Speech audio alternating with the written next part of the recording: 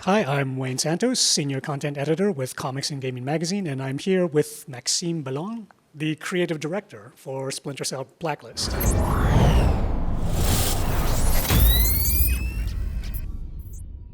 Can you tell us a little bit about the story that Sam Fisher undergoes this time out? Sure, of course. The story behind Blacklist is kind of simple.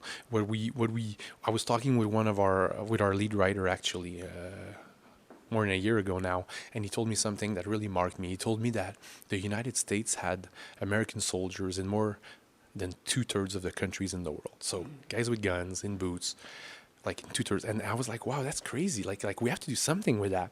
So the premise of the game is really inspired by that. The idea is that we have a band of rogue nations that band together, and they call themselves the Engineers, and they give an ultimatum to the United States. Get off our soil. We don't want you. You're not invited. You're not guests here. Go away.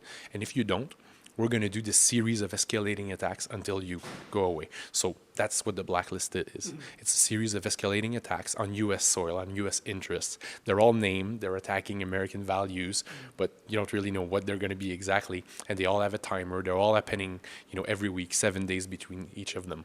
So when that happens, the president, she has a lot of troubleshooting to do, obviously, so she manages all that. But what she does is she actually calls Sam Fisher up. She's like, I need you to restart Echelon, to be the leader, and to help me stop the Blacklist. Okay. So what kind of differences can the players expect in Blacklist compared to the previous game Conviction? Well, I think the big thing that we're talking about today is how we're expanding the range of gameplay and supporting it with our economy system. So like now, the game is all about Sam Fisher being the leader of Fort Echelon. So the idea is that regardless of where you're going to be playing, if you're going to be playing single player in co-op or an adversarial, you're going to be making some money that's going directly to Fort Echelon, to Sam, and then the player can spend that money wherever he wants, right? So obviously you can customize your gear. If you're more of a stealth player, you can get gear that allows you to make less noise when you're navigating, or if you're more action player, you can get a bulletproof vest that's going to allow you to survive longer in firefights. At the same time, you can also upgrade Fort Echelon. You can actually, after each mission, we go back to, the player goes back to the plane, to Fort Echelon, and there you can upgrade the plane, and what we showed today was if you upgrade the cockpit, that allows you to get a radar in your HUD that allows you to see the position of the enemies, right? So, and if you upgrade it to level 2, you also see their facing. So that's very useful if you're not sure where the enemies are and you're playing maybe stealth and you don't want to get detected. And then what's linking all that together is what we call the play styles, right? So we've identified 3 types of Splinter Cell players. The ghost player on one side that never wants to be detected, doesn't want to kill anyone, he wants to be non-lethal.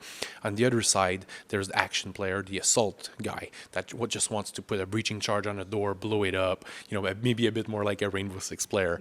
And then in the middle is what we like to call the Panther player, right? That's the guy that doesn't want to get detected, but he wants to take guys out, right? So mark and execute is for him and all that. And what we're doing with our economy system is that we're kind of like judging you, we're ranking you on how well you're playing those 3 modes, those 3 play styles, and then we're giving you money. And if you play super well one of those one of those play styles, you get a bigger bonus that then, when you go back to your plane, you can, upgrade and continue customizing. What about cross-pollination, it's like, inspiration from some of your fellow studios? Because one of the things that occurred to me while I was playing is Sam actually seems a little more nimble this time around, and so I was getting a bit of a Connor Ezio vibe sometimes while he was traversing the environment.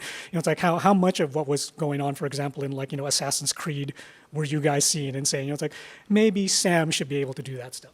Well, I'll take that as a compliment. Thank you. If you think Sam is as agile as the main character in the Assassin's Creed games, I think that's huge for us. I mean, that was a goal right from the beginning. I think when you're playing Sam Fisher, you're the best spec ops, agent in the world. So Sam is able to do that, and at the same time, when playing a game, I think the big revolution that Assassin's Creed brought to the game industry is that simplicity of navigation, right? Being able to do all these cool things very easily, very fluidly. You're not thinking about I need to jump here and there, and you want to do it, you do it. It feels supernatural. So obviously, I think that's that game kind of made the whole industry go, holy smokes, we need to make navigation better, more fun, more intuitive. So obviously it was a big reference for us when working on Blacklist.